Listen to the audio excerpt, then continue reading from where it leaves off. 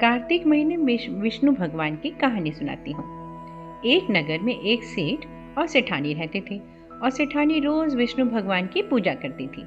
सेठ को उसका पूजा करना बिल्कुल अच्छा नहीं लगता था। इसी वजह से एक दिन सेठ जी ने सेठानी को घर से निकाल दिया। घर से निकलने पर वह जंगल की ओर गई तो देखा 4 आदमी मिट्टी खोदने का काम कर रहे थे। उसने कहा कि मुझे नौकरी पर रख लो। उन्होंने उसे रख लिया, लेकिन मिट्टी खोदने से सेठानी के हाथों में छाले पड़ गए और उसके बाल भी उड़ गए। उस आदमी ने कहा कि बहन, लगता है कि तुम किसी अच्छे घर की महिला हो, तुम्हें काम करने की आदत नहीं है। तुम ये काम रहने दो और हमारे घर का काम कर दिया करो। वह चारों आदमी उसे अपने साथ घर ले गए और वह 4 मुट्ठी अनाज लाते और सभी बांटकर खा लेते।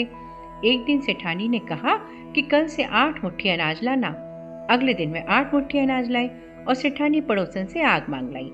उसने भोजन बनाया, विष्णु भगवान को भोग लगाया, फिर सभी को खाने को दिया। सारे भाई बोले कि बहन, आज तो भोजन बहुत अच्छा बना है। सेठानी ने कहा कि भगवान का झूठा है तो स्वाद तो होगा ही। सेठानी के जाने के बाद सेठ भूखा रहने लगा था और आस पड़ोस के सारे लोग कहने लगे कि ये तो सेठानी के भाग्य से ही खाता था। एक दिन सेठ अपनी सेठानी को ढूंढने चल पड़ा। उसे ढूंढते हुए वह भी उस जंगल में पहुंच गया जहां वे चारों आदमी मिट्टी खोद रहे थे। सेठ ने उन्हें देखा तो कहा कि भाई, मुझे भी काम पर रख लो। उन आदमियों ने उसे भी काम पर रख लिया, लेकिन मिट्टी खोदने से उसके भी हाथों में छाले पड़ गए और बाल उड़ने लगे। उसकी यह हालत देखकर चारों बोले कि तुम्हें काम की आदत नहीं है, तुम हमारे साथ चलो और हमारे घर में रह लो। सेठ उन चारों आदमियों के साथ उनके घर चला गया और जाते ही उसने सेठानी को पहचान लिया, लेकिन सेठानी तो घूंघट में थी तो सेठ को देख नहीं पाई।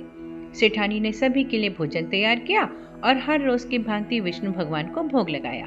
उसने उन चारों भाइयों को भोजन परोस दिया, लेकिन जैसे ही वह सेठ को भोजन देने लगी तो विष्णु भगवान ने उसका हाथ पकड़ लिया। भाई बोले कि बहन, ये तुम क्या कर रही हो? वह बोली, मैं कुछ नहीं कर रही हूँ, मेरा हाथ तो विष्णु भगवान ने पकड़ लिया है। भाई बोले, हमें भी विष्णु भगवान के दर्शन कराओ। उसने भगवान से प्रार्थना की तो विष्णु जी प्रकट हो गए और सभी ने उनके दर्शन किए। सेठ ने सेठानी से क्षमा मांगी और सेठानी को साथ चलने को कहा। भाइयों ने अपनी बहन को बहुत सा धन देकर विदा किया। अब सेठानी के साथ सेठ भी भगवान विष्णु की पूजा करने लगा और उनके परिणाम से उनका घर अन्न धन से भर गया। इस कहानी को कहने के लिए संक्रांति से इसका आरंभ करना चाहिए और 1 साल तक इसे कहना चाहिए। उसके बाद उद्यापन कर दें। विष्णु भगवान का पीला पीताम्बर, पाव भर गुड़, 5.25 रुपए और लक्ष्मी जी का श्रृंगार का सामान, साड़ी दक्षिणा में दें।